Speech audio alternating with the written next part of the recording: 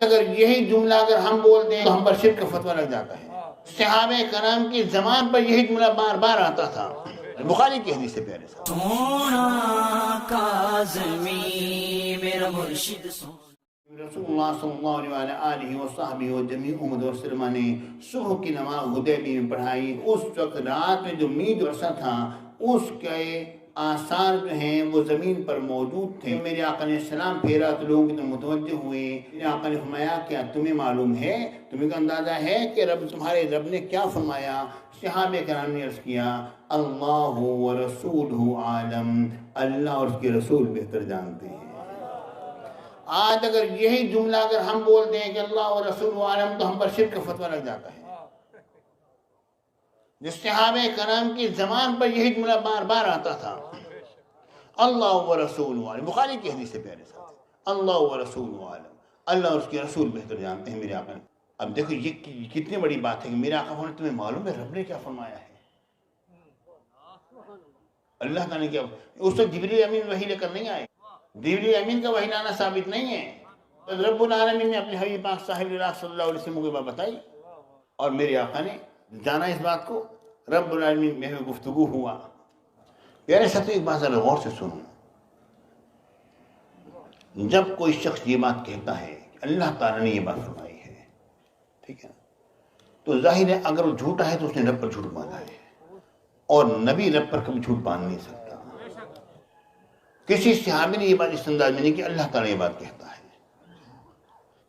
وہی ہستی یہ بات کہہ سکتی ہے جس کے رب کے ساتھ تعلق ہوتا ہے، خصوصی تعلق ہوتا ہے، رب کے ساتھ یہ کلام والا تعلق ہوتا ہے۔ جس طرح سیدنا صدیق اکبر رضی اللہ تعالیٰ نے فرمایا شرع اللہ صدری بما شرع صدر عمر، اللہ نے میرے سینے کو اس کام کے لیے کھول دیا جس کے لیے عمر کے سینے کو کھولا تھا۔ یہ انہوں نے سینے کے کھلنے کی نسبت اپنی طرف نہیں کہ میرا سینہ کھل گیا، میرا دل مان گیا، ہم میرا دل مائل ہو گیا، یہ بات نہیں ہے۔ شرع اللہ صدری، اللہ نے میرے سینے کو کھولا ہے، یعنی صدیق اکبر رضی اللہ تعالیٰ عنہ نے شرع صدر کی نسبت اللہ تعالیٰ کی طرف کی ہے، اور یہ ایک بات واضح کر دی کہ یہ جو اس جمع قرآن کا جو فیصلہ عمر بن خطاب نے کیا ہے یہ بالکل صحیح ہے، یہ اللہ تعالیٰ کی طرف سے ہے، میرا سینے کو بھی رب نے اس طرف پھیر دیا ہے۔ یعنی یہ ہے کہ یہاں پر شیطانی وسوسہ نہیں آیا،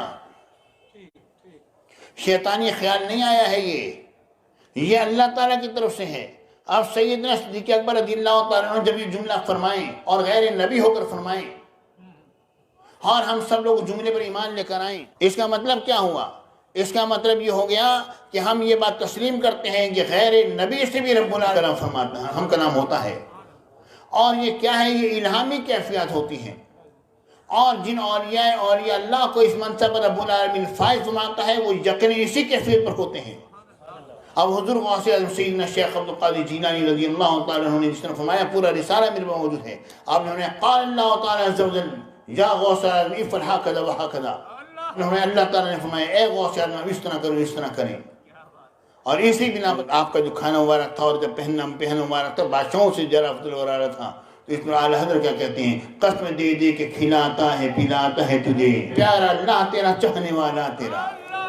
پیارے بھائی یہ ایسے لوگ جس وقت ترجمانی کر رہے ہیں اور اعلیٰ حضرت جیسا محتاط آدمی ترجمانی کر رہا ہے، وہ مطلب یہ ہے کہ اللہ رب العالمین الہام فرماتا ہے، ہاں الہام اور یہ اللہ پر ہوتا ہے۔ میرے شیخ میر بخش غزالی زمن ایک مرتبہ میں نے ان سے بات کی، وہ بات میں پوری بیان نہیں کر سکتا، میں نے ان سے عرض کیا رات کے 2 بجے کا وقت تھا، بیٹھے بیٹھے فرماتے ہیں اچھر کی طرح دیکھتے ہیں، فرماتے ہیں بیٹا میرے اوپر الہام ہوا ہے، تم اگر اس طرح کرو گے تو اس طرح ہو جائے گا۔ پھر میں خاموش بیٹھا رہا، پھر دیکھا چھت کے، فرمایا بیٹا مجھے الہام ہوا ہے تم اس طرح کرو گے اس طرح ہو جائے گا۔ پھر تیسری مرتبہ فرمایا بیٹا مجھے الہام ہوا اس طرح کرو گے اس طرح ہو جائے گا۔ 3 مرتبہ جملہ فرمایا۔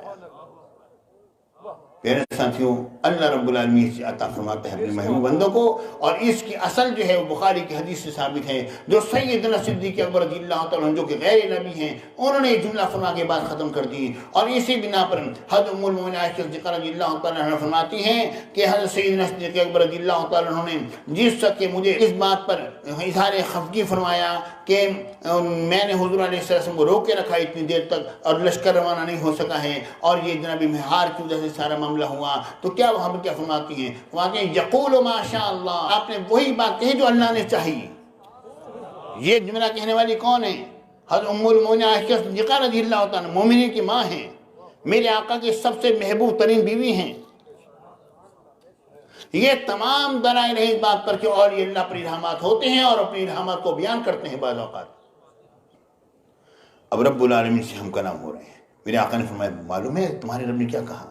صحابہ کرام نے کہا اللہ و رسول والا، حضور آپ کے رب کی بات ہے، اوحا الی عبدہ ما اوحا، وہی فرمائی اللہ نے وہ جو کہ وہی فرمائی، اللہ جانے اس کا محبوب جانے۔ لیکن روایت سامنے آئی، لیکن میں اس کو بطور حجت کی پیش نہیں کر سکتا، سند کے اعتبار سے اتنی نہیں تھی کہ میں اس کو بطور حجت کی پیش کر سکوں، لیکن یہ بات سامنے آئی، حضرت علی سے آتی ہے۔ حضرت علی فرماتے ہیں اگر میرے آقا مجھے کچھ فرماتے پوچھو کیا پوچھتے ہو، تو میں پوچھتا کہ حضور وہ کیا رب نے کلام کیا تھا، اوحا الی عبدہ ما اوحا، وہ کیا تھا؟